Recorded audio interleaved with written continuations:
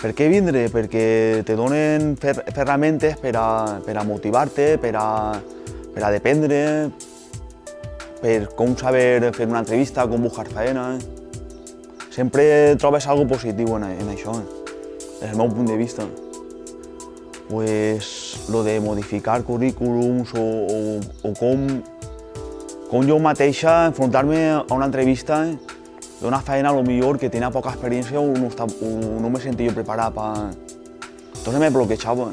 I així m'estan ensenyant com intentar jo desbloquejar-me o com enfocar jo l'entrevista, saps? En poques maneres. Bueno, pues que tot el món que està parat hauria apuntar-se o formar-se en alguna cosa. Perquè els temps que corren hi ha que innovar.